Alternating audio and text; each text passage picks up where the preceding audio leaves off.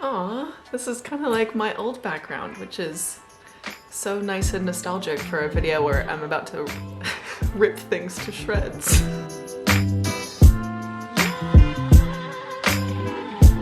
Hello, welcome back to my channel. Welcome if you are new here. My name is Noelle, the 7 is my Enneagram type, and that's Sunday, drinking water, always stealing my thunder. But she is a hydrated queen, and we love that and respect that. Today, I am going to be discussing, probably enthusiastically, my most disappointing and worst reads of 2021. And this I have narrowed down to 10. 5 disappointing and 5 worst reads, like top 5 worst reads of the year, and 5 disappointing reads of the year, which hopefully won't be a 49-minute long video like my best books of the year, because I had 21 books in my best books of the year, and I also just don't want to be waxing on and on about books I didn't like. You know, like I don't need to waste a lot of breath on that, but I do love the drama. I love a scandal.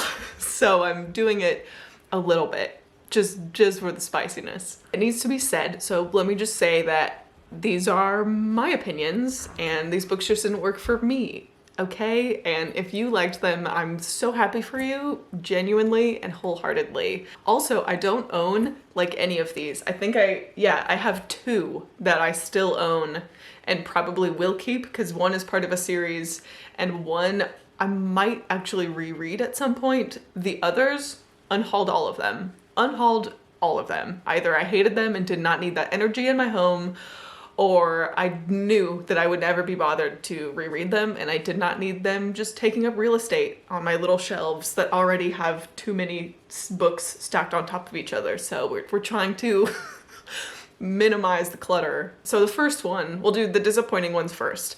First major disappointment of the year was The Song of Achilles. I don't know, I don't get it. I don't get it. Like, I liked the story. I liked how Madeline Miller kind of carried out the story of Patroclus and Achilles together, even though I knew and was correct with where it was going. Sorry, I got my hair done like literally a few hours ago, so I might be messing with it more than usual. This was a very solid 3 stars for me. I just was bored. I was underwhelmed. I did not shed a tear. It was sad but predictable, and I did not like Achilles as a character, like not even a tiny bit. I just, like, Patroclus, my baby, loved him, deserved better. And that's the tea. It was super whatever for me. I liked Circe much more, and I know that Madeline Miller is writing a Persephone story that she recently announced on Instagram. Will be very excited to pick that up, but Song of Achilles did not do anything special for me. The next big disappointment is The Power by Naomi Alderman.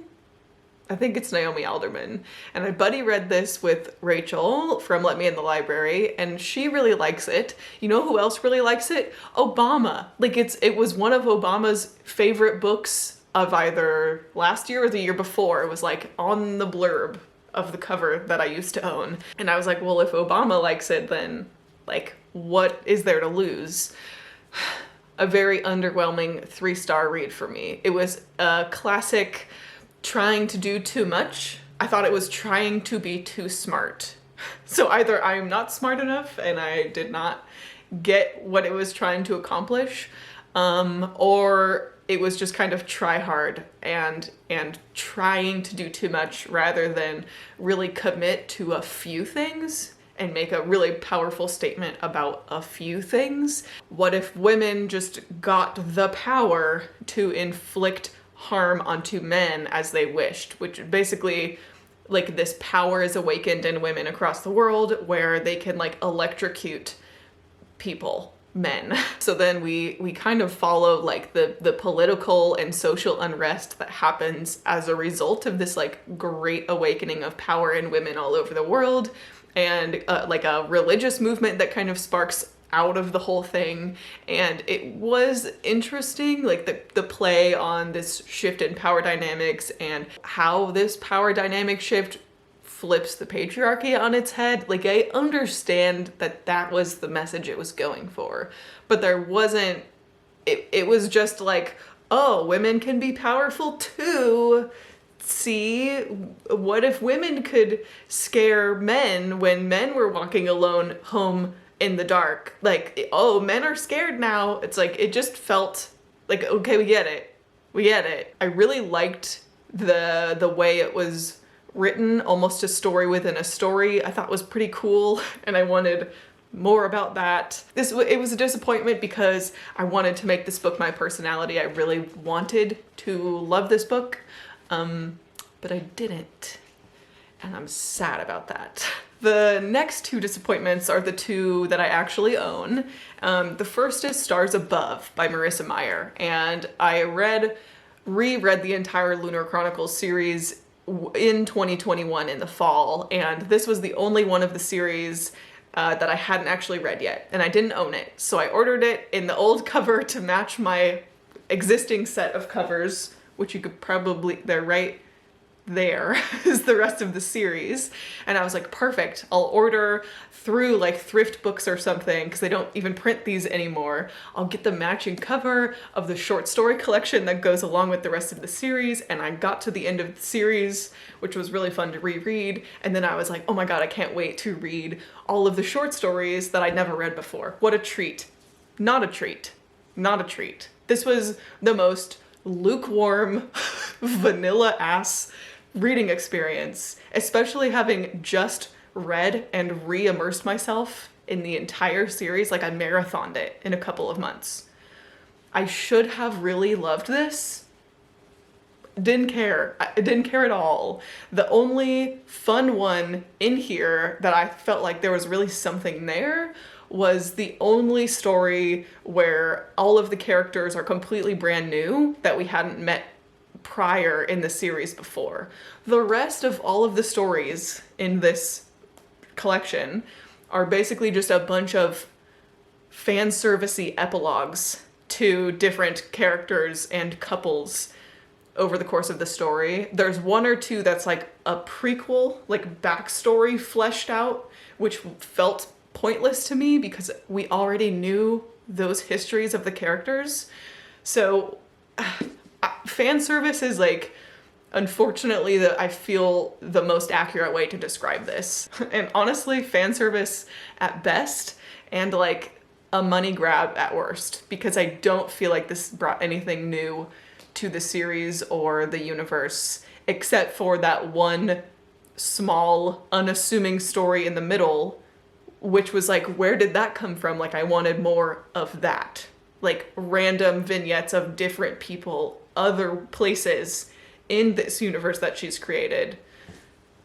Alas, now I own it, and I won't get rid of it because it's in the old cover and matches the rest of the series, but I am upset about it. The last disappointment that I've put on this list was also my last read of the entire year, which is Rock, Paper, Scissors. And I read this during Reader Cheer. So basically, almost in one whole day, I read and finished this book. And I really had my expectations pretty high, admittedly. I had heard a lot of people really, really love this over the last couple of months. I did not quite love it that much. I did settle on 3 stars. There was a turning point, maybe 70-75% of the way through, that bumped it up from like a I do not like this kind of a book. Like, I think there was a point where I was like, this might be a 1 star. And then we got to a point where it was like, okay, maybe a 2, maybe a 2. Like, there's some cool things happening.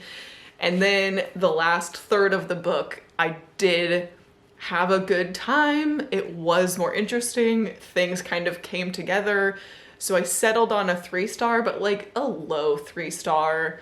Like, this did not do what I wanted it to do. There's so many plot holes in this. Like, don't even get me started. This was the most unbelievable, like, mystery I've ever read in my freaking life. This could never happen.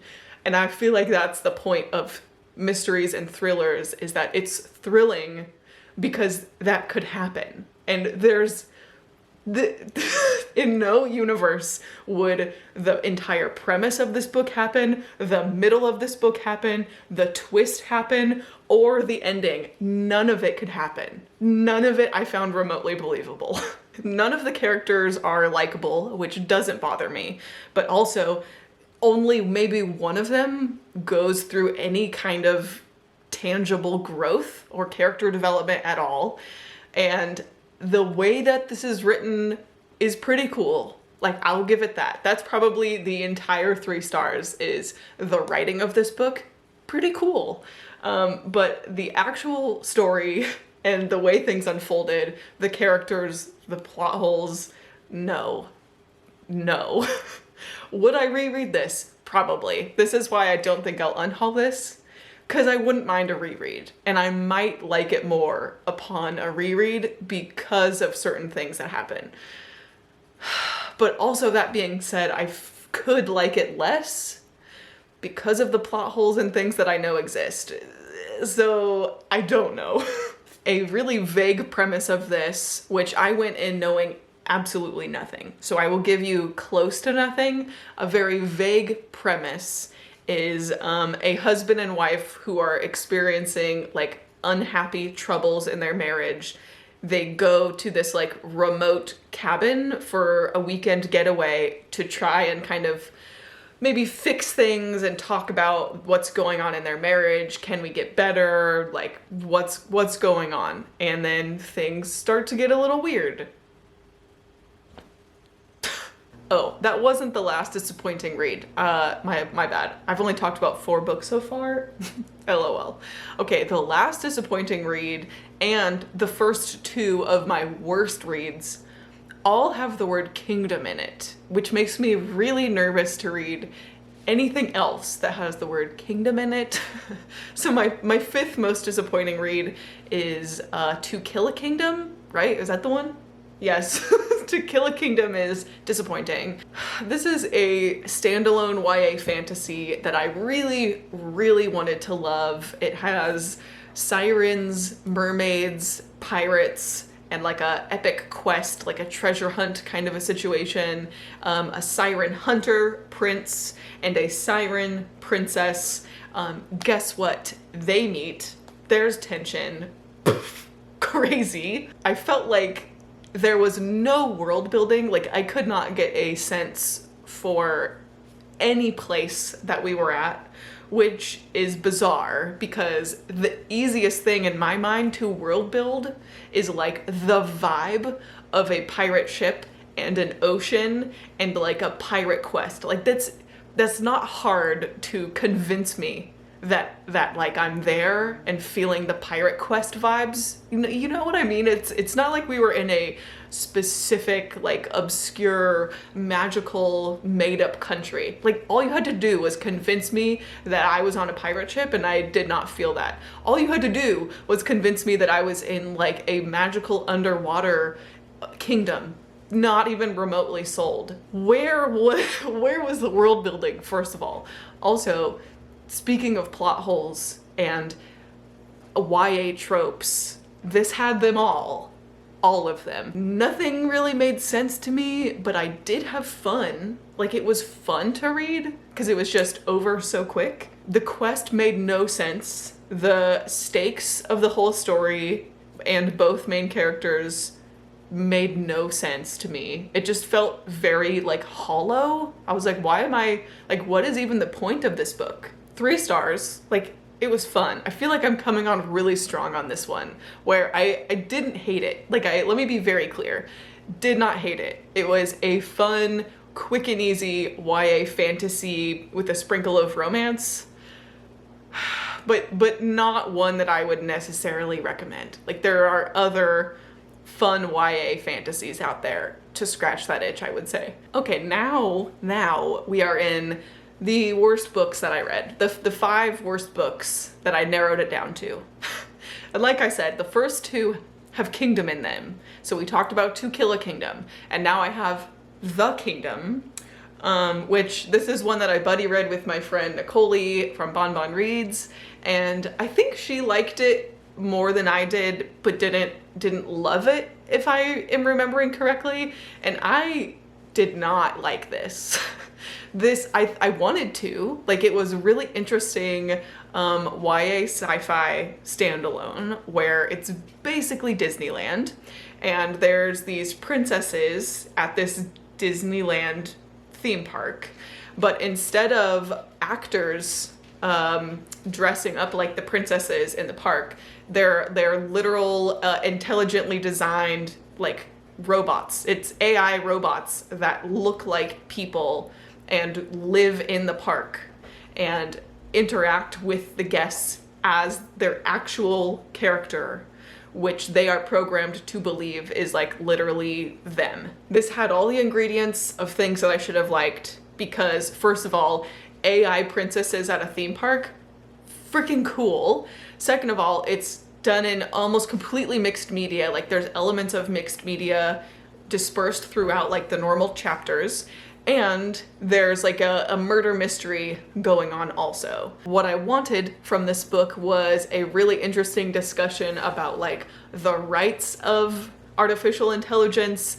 Do AI robots have rights? Do they have autonomy? Can they be trusted with autonomy or things along those lines? How much freedom should they have? Is it ethical to even keep them and contain them in a place like a theme park all the time? Like, I wanted those kinds of themes to be explored, and I don't think I got any of that. What I would have settled for was just a good story. Didn't get that either. So what bothered me about this book was, this is a real pet peeve of mine in fiction writing, is when there are like twists or key moments or key information that is entirely withheld from the reader purely for suspense and drama, even though it's obvious that the characters know that information or that the information exists. It just makes me feel stupid as a reader. Like, if the information is there, if the characters know the information, I should also have the information, and the only reason that I don't is for like a greater impact later on in the story, like a big wow twist moment. I hate that shit. Like, just tell me. And if you have to rely on withholding that stuff, that's just, to me, is bad writing. So I did not like that. That was all over the place. And I also hated the ending. Hated the ending. I felt like it made the entire point of the book irrelevant.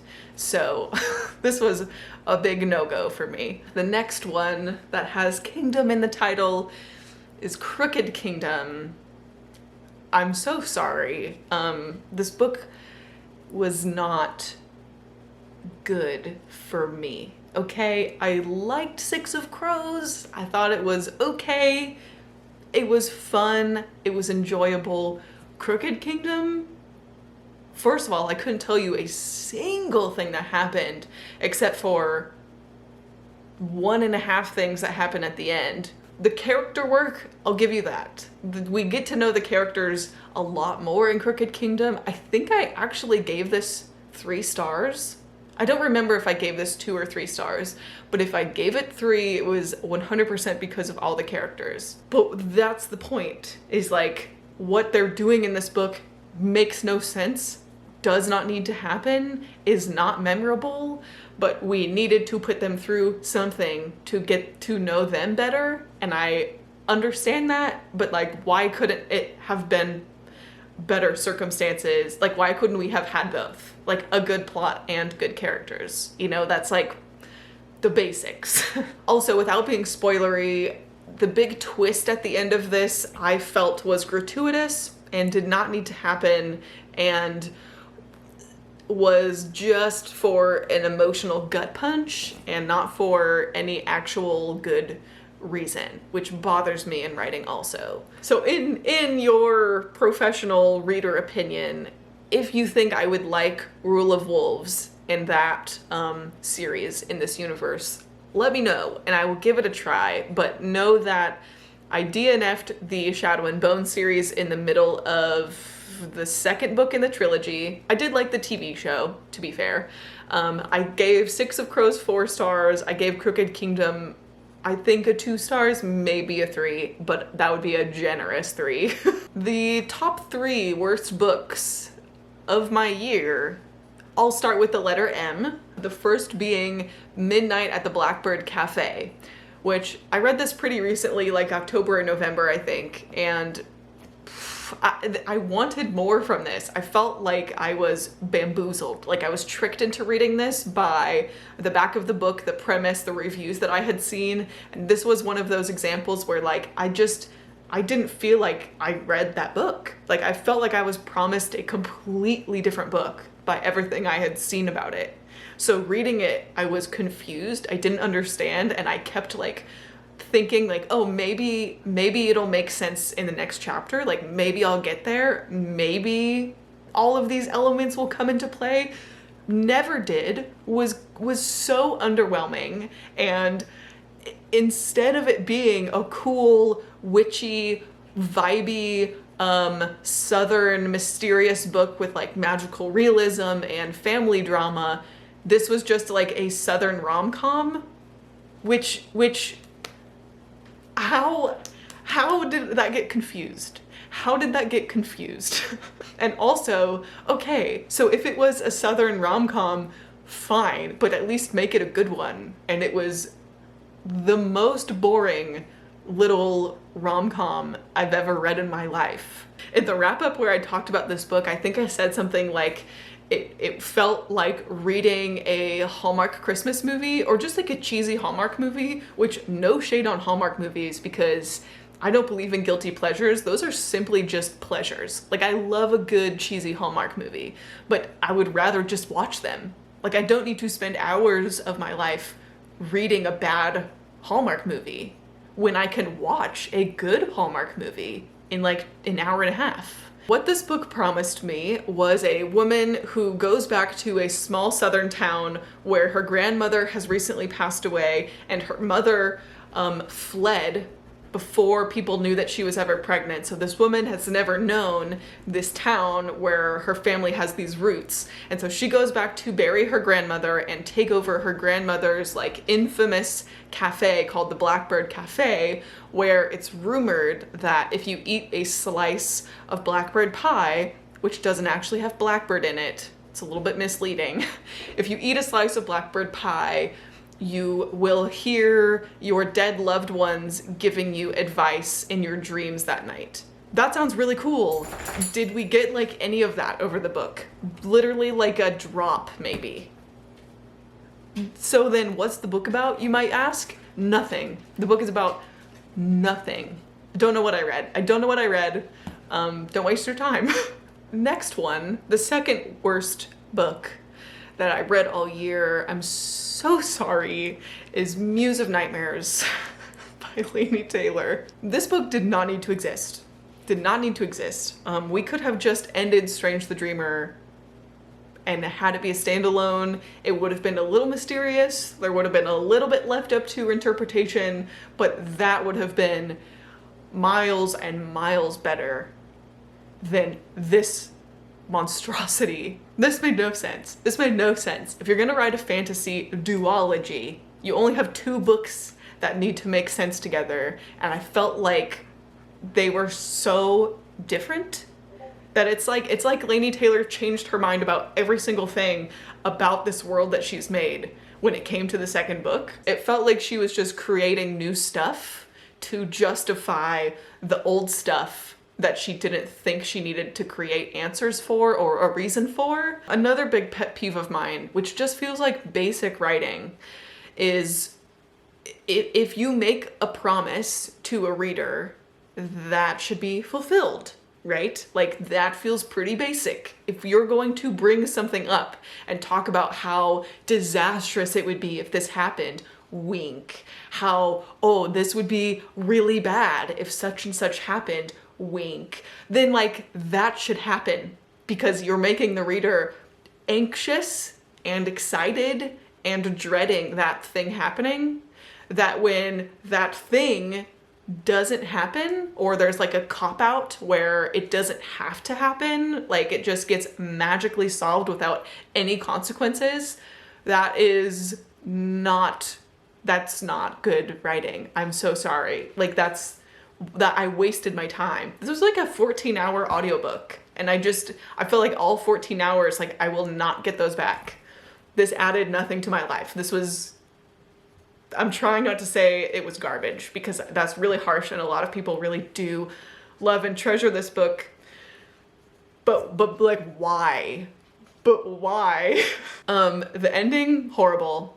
It felt like fan fiction of her own first book. Like, this felt like fan fiction of Strange the Dreamer and not the actual canon sequel to Strange the Dreamer. That is nothing against fan fiction. Used to write fan fiction. Fan fiction is great. But I'm saying that more to say, like, this did not feel like it had the scope or breadth or thought or stakes of the first book. And so as like a series conclusion, this completely made no sense to me. Hated it. Okay, my number one worst book of the year is Majesty by Katharine McGee, which is also the conclusion to a duology. Actually, this is like the third conclusion to a duology in my worst books: Crooked Kingdom, Muse of Nightmares, and Majesty. So maybe I just need to not read duologies, because apparently I don't like them very much. This is the sequel to American Royals, which I thought was fine. I think I gave that 3 stars, which was like, it was fun. It did not do much for me, but it was like enough for me to read the sequel. I got the sequel in, and this was the most... I'll say that this book is actual trash. I don't know why it exists. I don't know how it was allowed to be published. Like, how are people reading and enjoying this? Like, I feel like I read a different book than a lot of people who have read and enjoyed this. Okay, let me explain. Let me take it down a notch here. American Royals is like, okay, George Washington, rather than becoming the first president, becomes the first king of the United States of America, and then his descendants become royalty after him. That's it. That's the premise of the series. The first book is, what's her name? Is it Beatrice? I think Beatrice is like the main princess / heir and is going to be queen after her father. Majesty, I can't spoil anything for you, even though I feel like the covers make it obvious what happens. Everyone in the series that we have a POV from is a teenager, which is fine, but also all of these teenagers who are either royalty or key, like, people in their royalties' lives, or also like big political names of their own, you would think that they would have a little bit more tact or intelligence, but none of them do. Like, it's just teenagers deciding the direction of their country's political scope based on lust alone. Like, there's nothing else going on. It's just important royalty teenagers being like, I want to bone that person. And then someone else being like, oh no, but that's supposed to be my betrothed. And then, like, politics explodes. Anyways, not good. Strongly do not recommend. I'm sorry if I ripped apart a book that you really love. For the most part, these are just books that I didn't like because of my silly little opinions and silly little reading taste. I do feel like there were some objective instances of not good writing, but also that is not objective, because I am just one person. So take all of this with like many grains of salt. Let me know also if you have read any of these and if you disliked them equally as much as me, because misery loves company and I would love to commiserate with you. Or you can just let me know what your worst book of the year was, because I am thirsty for the tea. Thank you so much for watching, and I will see you very soon with some less negative videos. I think this is gonna be my first video of 2021, so don't know how I feel about that, but oh well, it's too late now. Love you, bye!